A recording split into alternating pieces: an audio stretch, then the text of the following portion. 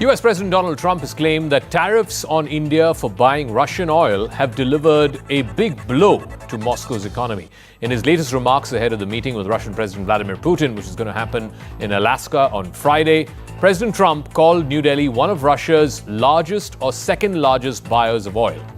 Last week, President Trump doubled India's tariffs to 50%, and the reason he did that was that he said India was, like I said, one of the largest purchasers of Russian oil. Trump imposed the 50% tariff on India in two phases. There was a 25% tariff that was first announced on the 30th of July. That's reciprocal tariffs. And then there was an additional 25% that was announced on 7th of August for buying Russian oil. This is what Trump said at the White House.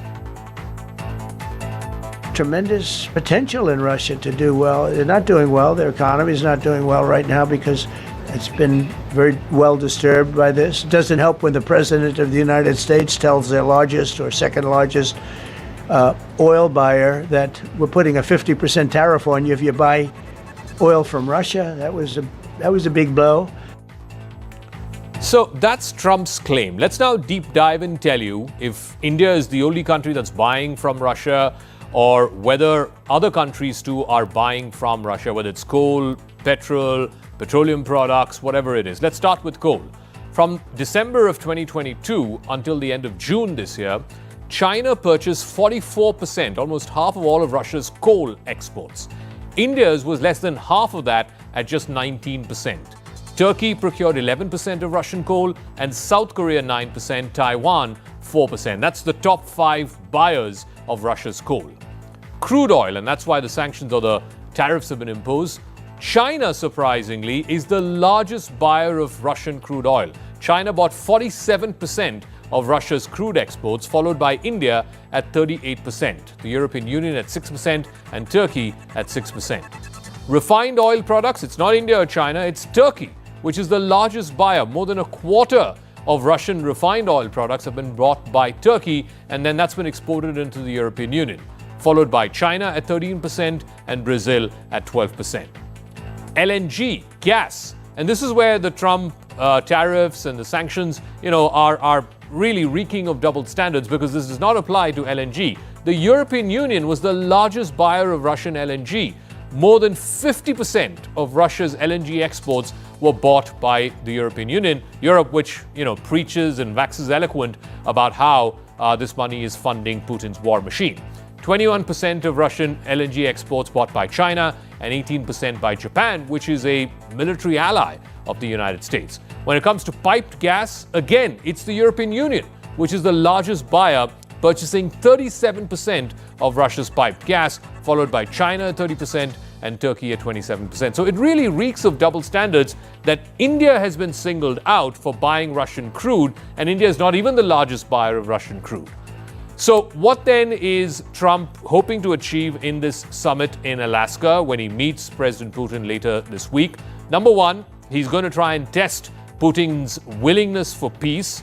Trump, in fact, calls the August 15 meeting in Alaska as a feel-out session. He wants to know within the first couple of minutes whether a deal is possible or not. Number two, he wants a swift ceasefire. His aim is to push Putin towards a ceasefire and stop the bloodshed. Three, he wants to explore some kind of land swaps for peace. Trump has floated the idea that Ukraine may have to give up a substantial portion of its territory in order to secure peace. That is something that Ukraine has rejected, and President Zelensky has said the constitution bars him from doing that. Also, impose pressure via sanctions. If the talks stall, then Trump has threatened there will be more secondary sanctions on buyers of Russian oil. Right now it's India. It could also be China next. Number five, while the initial discussion will only be between Trump and Putin, he has left the door open for a future trilateral summit, which includes Zelensky of Ukraine. Now, on the other hand, what are Putin's objectives at this summit? Number one, he wants to secure territorial legitimacy. Putin wants international recognition of Russia's control over Crimea, as well as Russia's control over the 4 Ukrainian oblasts, or the provinces, the regions in the east, which combine to be called the Donbass. Number two, neutralize Ukraine's Western alignment. That's a key condition. He wants Ukraine to forever renounce any possible NATO membership or aspirations to membership, halt all military buildup, and declare neutrality. Also ensure that Ukraine does not host any Western troops. Number three, consolidate Russia's gains on the ground. this is an opportunity for Putin to convert Russia's battlefield advances into a political settlement. Also, break the diplomatic isolation. For Putin being invited to negotiate directly with the US president, bypassing Ukraine, bypassing Europe, that serves as a diplomatic victory, a huge diplomatic victory. And number 5, alleviate the sanctions and recover frozen Russian assets. He wants Western sanctions to be removed. He wants frozen Russian assets, estimated to be something like $300 billion, to be unfrozen. So what can we expect in Alaska? And more importantly, what should India do now to respond to the Trump tariffs? I'm now joined by world-renowned economist Jeffrey Sachs. He's an economist with the Columbia University. Thank you very much, Professor Sachs, for speaking with us. I want to first start with the India question because obviously there's a lot of interest around the Trump tariffs, the secondary tariffs on oil for purchasing Russian oil. Why do you think Trump has done that? Because India is not even the largest purchaser of Russian oil. Why is India getting punished? Trump is not a very logical person and not a very strategic person.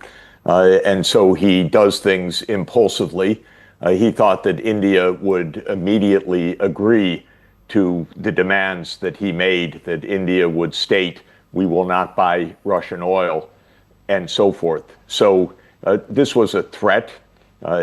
India rightly did not succumb to the threat. It was not a well-thought-out strategy. Very little that Trump does is a well-thought-out strategy. What it has done, though, is to alert India to something that I've been saying for a long time, which is that India should not trust the United States as its main partner. India, of course, needs its independent foreign policy, and it should look with some care at statements and commitments by the United States. It was thought in India by some that India would become the close economic partner that would replace China's trade. I said that was naive. The United States is not going to accept large exports from India any more than it did from China. This is not my view of what the U.S. should do. It was my prediction of what the U.S. would do. So I warned against relying on the goodwill of the U.S. or thinking that India had some inside track on a good trade deal. I always thought that was an illusion. India also, at least some people thought, well, India should strategically align with the United States against China. I said that is absolutely the wrong approach. I am not a fan of the Quad. I'm not a fan of any idea that India looks to the U.S. In a security arrangement. It doesn't work. It won't work. And I think what Trump has done is to make clear, very clear, unfortunately clear, the points that I've been saying. The U.S. is not a reliable partner, especially under Trump, but I would say generally. But Professor Sachs, I want to go back to the oil question, because if it is a question of principle, if there is even half an argument, logically speaking, that look, by purchasing Russian oil or Russian gas, you're funding Putin's war machine. Look at China. China is the largest purchaser of Russian oil in the last 2.5 years. China has purchased $158 billion of Russian crude. India, on the other hand, has purchased $119 billion of Russian crude. So if it's about punishing those countries that are enabling Putin's war machine, why hasn't Trump imposed the same sanctions or the same tariffs on China? Well, he tried to punish China, and China retaliated immediately. And it cut off exports of rare earths and rare earth magnets and other components vital for U.S. industry. And the United States backed down. You used the word principle. If it's a matter of principle, you said. This is not a matter of principle. This is a matter of threats. This is a matter of bluffing. This is a matter of what Trump decides to do impulsively, what he thinks he can get away with, who he thinks he can scare into submission. So if you're looking for consistency, you're certainly looking in the wrong place. It's not going to come from the U.S. Why do you think ties have soured? I mean, obviously, this is a relationship between India and the United States that's been built over successive U.S. administrations from George W. Bush for the last 20, 25 years. Trump has basically appended it. I mean, this is the lowest point in the relationship since perhaps Nixon and Indira Gandhi, and that was, God knows, 50 years ago. Why would Trump completely throw such a relationship under the bus? And what is it that India can do to deal with the fallout of this? First of all, as I said, Trump is not a strategist. He's not a logical thinker. He's not a consistent, far-sighted thinker. American foreign policy right now is impulsive. It's short-term. It doesn't work. So this is a starting point. Second, Trump thinks that he has all the cards, or he pretends that he has all the cards, or he bluffs that he has all the cards vis-a-vis any other country. So he thinks that the great prize of the U.S. market, which is not so dominant, nor is it so important for India. It's helpful, but it's not so crucial. He thinks that that great prize gives him the leverage to make whatever demands he wants, even completely outlandish demands, say, of Brazil to stop a court case that's underway in a fully independent judiciary in Brazil. So don't look for long-term strategy. But if you want to know the underlying mood or motivation, the U.S. is flailing around because it's losing its dominance. And it's trying to reestablish its dominance. It's trying to reestablish fear. It wants India to be submissive to the U.S. It wants Russia to be submissive to the U.S. It wants China to be submissive to the U.S. It wants the BRICS to somehow go away. It's not going to happen. The world has changed. The world is multipolar.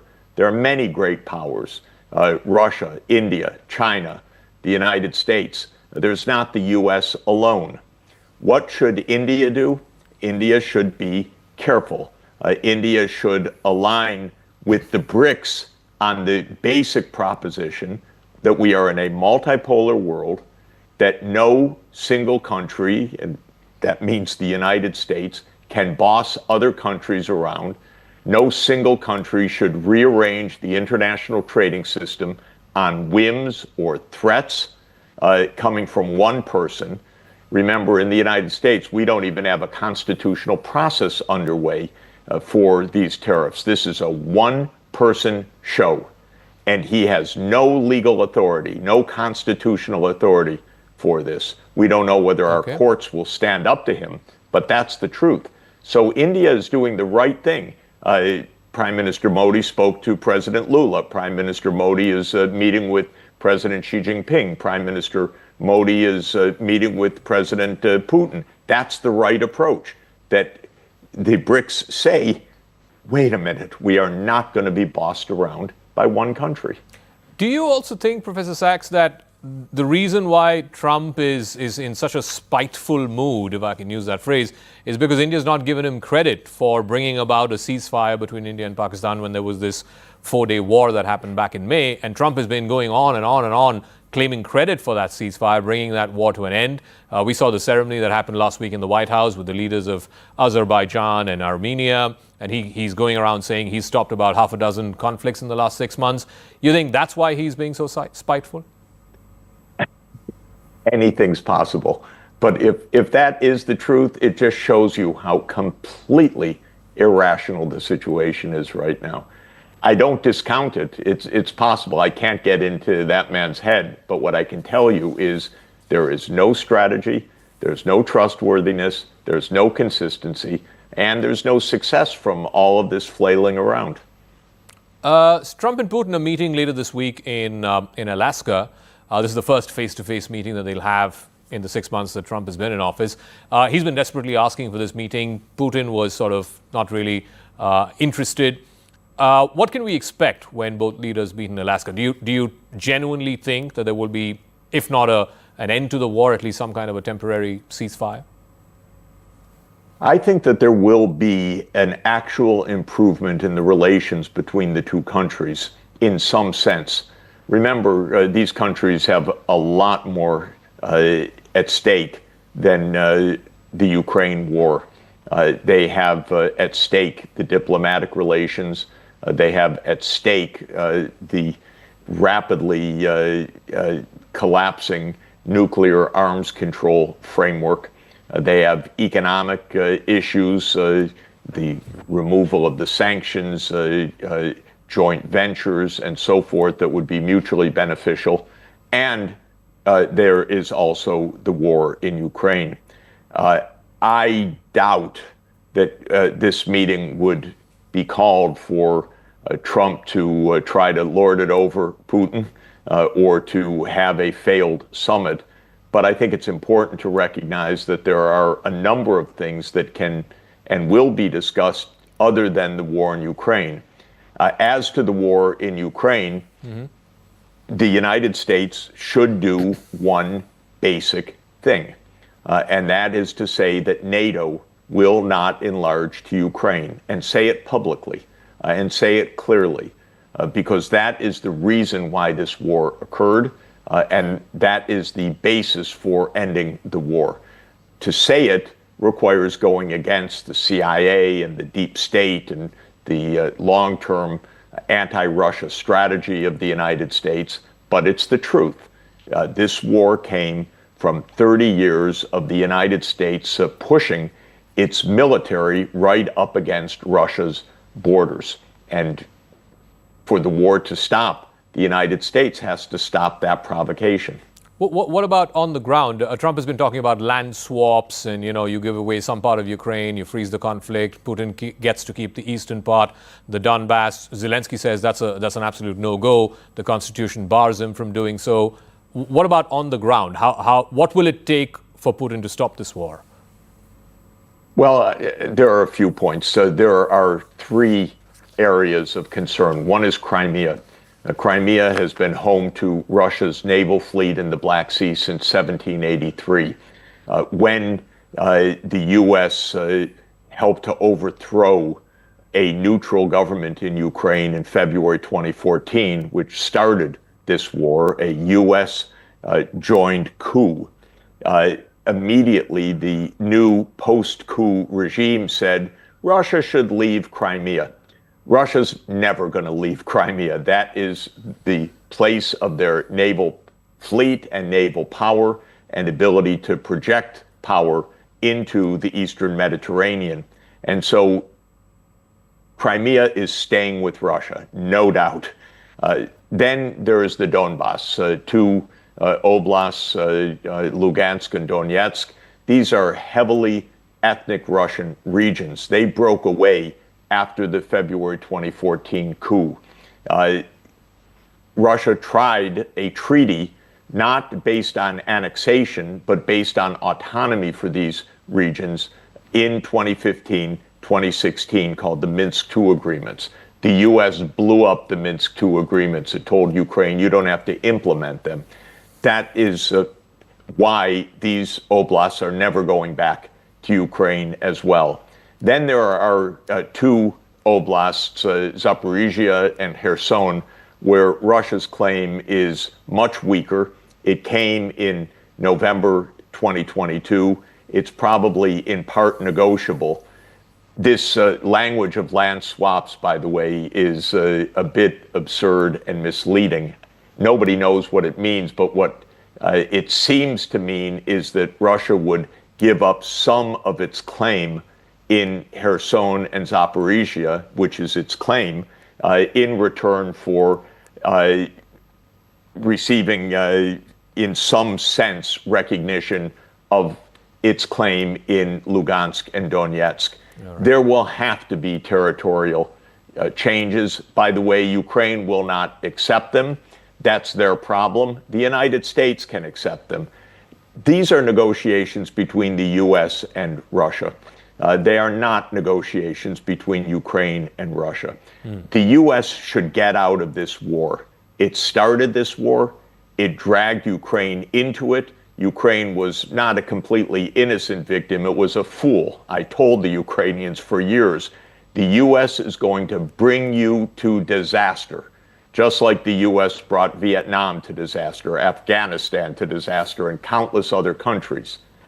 And the Ukrainians didn't believe me, but this is the situation. But the negotiations this Friday are between the U.S. and Russia, and they should be a way for the U.S. to extricate itself and to end its participation in a war that it didn't start. I'd advise Ukraine to get real also. I'd advise Europe to get real also.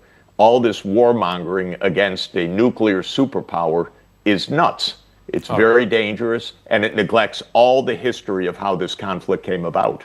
All right, Professor Jeffrey Sachs, it's always a pleasure speaking with you. Thank you so much for joining us with your thoughts and perspective. Thank you. Thank you.